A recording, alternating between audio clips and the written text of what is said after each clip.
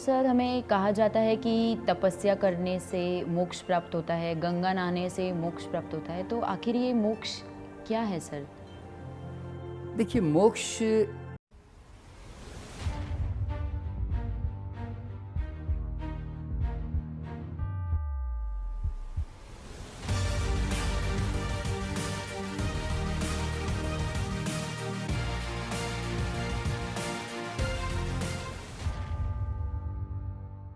कि मोक्ष हमारे भारतीय संस्कृति में, हिंदू धर्म में बहुत ज़्यादा इसके बारे में ये शब्द बार बार सुनने को मिलता है कि मोक्ष जाओगे, मोक्ष जाओगे, मोक्ष जाओगे। तो मोक्ष कोई जियोग्राफिकल जगह का नाम नहीं है। मोक्ष का मतलब है कि मुक्त हो गए, यानी कि बंधन कट गए, अब आने को कुछ रहा नहीं।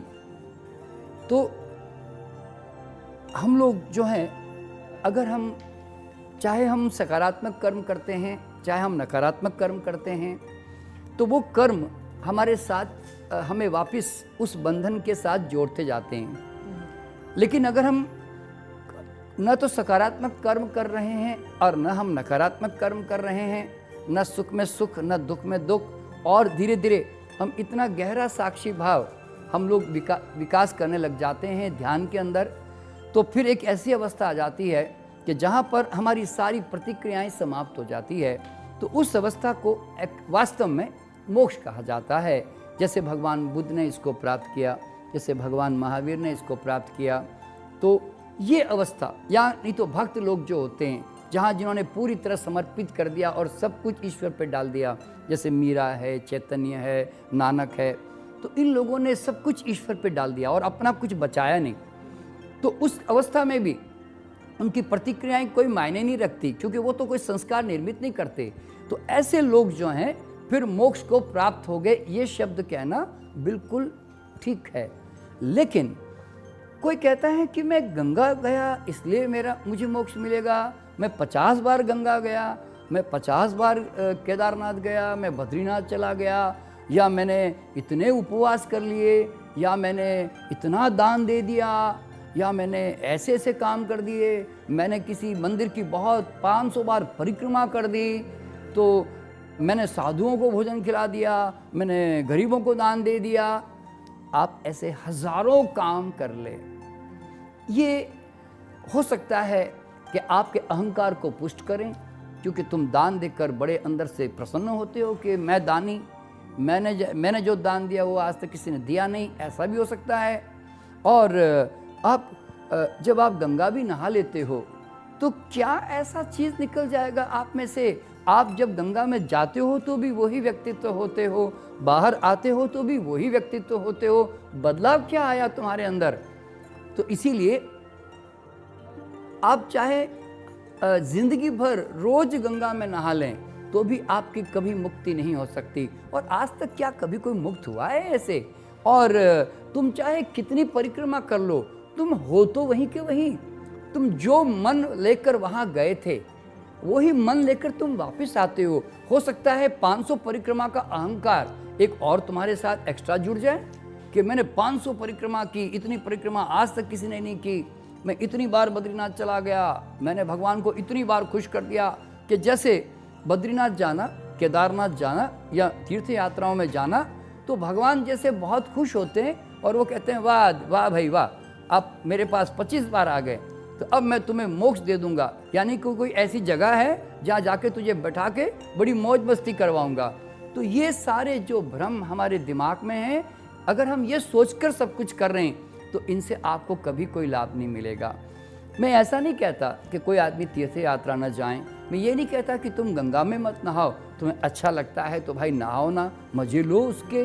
तुम्हें अगर बद्रीनाथ जाने का, अगर वहाँ एक अच्छी यात्रा करने का कोई आनंद आ रहा है तो ज़रूर करो भाई। लेकिन इन सब चीज़ों से तुम्हें कभी मोक्ष कभी प्राप्त नहीं होने वाला है।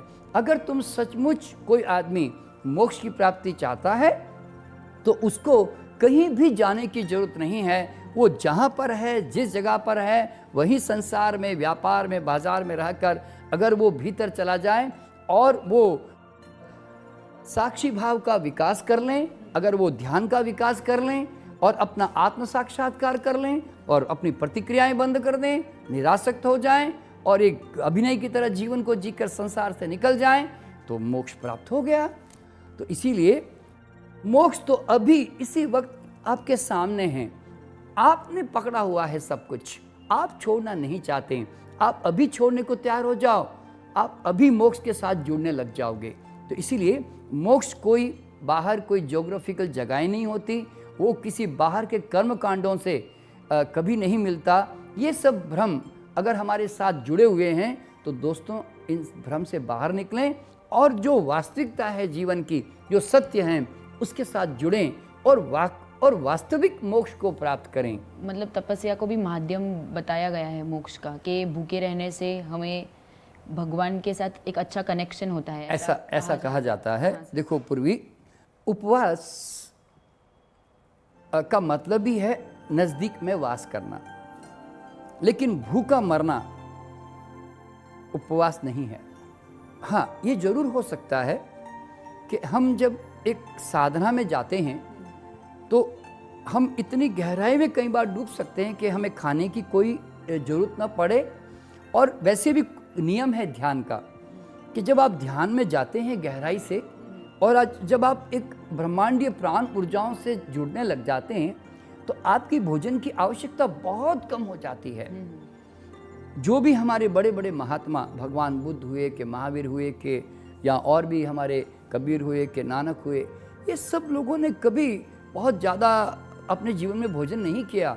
मैंने तो यहाँ तक मतलब मैंने सुना है कि महावीर भगवान पूरे साल में मुश्किल से कुछ दिन ही खाना खाते थे, तो इतना कम खाकर भी वो बहुत सुंदर और बड़े सुडौल लगते थे।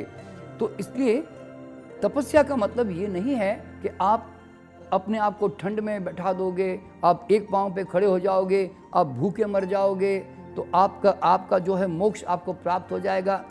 आप कुछ भी करो, जो साधना आपको अपने नज़दीक लेकर आती है, जो आपके अंदर साक्षी का विकास करती है, आपके अंदर एक जागरण पैदा करती है, तो समझ लेना कि वो साधना काम की है। और वरना आप हजारों तरह की ऐसी तपस्याएं कर लो, साधना कर लो, कुछ हासिल नहीं होता। कई योगी लोग जाके ज़मीन के अंदर बैठ जाते हैं, कई लोग गुफा में जाके बैठ जाते हैं, कोई श्वास को रोककर कहीं कनेक्शन बना लेते हैं। तो ये सब चीज़ें मोक्ष प्राप्त करने के साधन नहीं हैं। तो इसीलिए जो तपस्याएं शरीर को कष्ट देती है, जो तपस्याएं मन को कष्ट देती हैं, आत्मा को कष्ट देती हैं, वो तपस्याएं कभी भी किसी को मोक्ष प्राप्त नहीं करने दे सकती।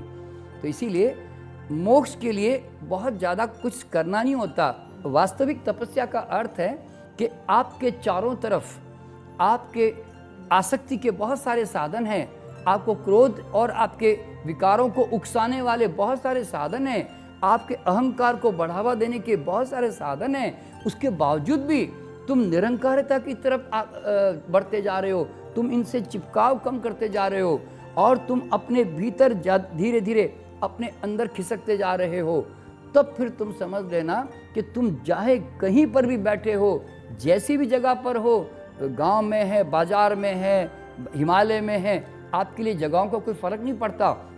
आप तो कहीं पर भी बैठकर मोक्ष जैसी अवस्था में आप जी सकते हो बड़े आराम से। और मोक्ष मरने के बाद नहीं मिलता, ये समझना बहुत ज़रूरी है। मोक्ष जीते जी मिलता है तो मोक्ष, मरने के बाद मिला तो कोई काम का नहीं। क्यों? उसको तो फिर देखने वाला भी नहीं रह जाता है। तो इसीलिए जीते जी मोक्ष को प्राप्त करें और ऐसा भी समझ के ना चलें कि जवानी में क्यों प्राप्त करें, बूढ़े हो जाएंगे तब जाके बड़े आराम से मोक्ष को प्राप्त करेंगे। फिर वापस एक भ्रम, जैसे कोई यूँ कह रहा है कि भैया अगर बेहोशी है हमारे जीवन में तो जब तक जवानी है पूरा बेहोश अच्छी तरह से रहने दो, जब बूढ़ापा आ जाएगा, जीवन पूरा हाथ से निकल जाएगा, जब जीने लायक कुछ रह नहीं जाएगा, तो उस समय फिर मैं होश जो है प्राप्त करने की कोशिश करूंगा, तो उस समय मैं जो है ध्यान का प्रयोग करूंगा। तब तो तुम अपने जीवन को चूक गए। अब तो फिर अगला जन्म ही तुम्हें वापस लेकर फिर वापस यात्रा शुरू करनी पड़ेगी। तो इसीलिए अगर तुम्हें जितना जल्दी युवावस्था में होश आ जाए कि मुझे मोक्ष की तरफ जाना है, और हर व्यक्ति को जाना है। क्यों? जब तुम मोक्ष की अवस्था में इस संसार को जीते हो तो तुम एक कीचड़ के अंदर कमलवत अपना जीवन जीते हो। तो उसके कारण चाहे कितना भी आसपास गलत चीज़ें होगी, तुम्हें वो प्रभावित नहीं कर सकती। तो इसीलिए स्वर्ग चाहिए अभी जी लो, मोक्ष चाहिए अभी जाग जाओ। That's all.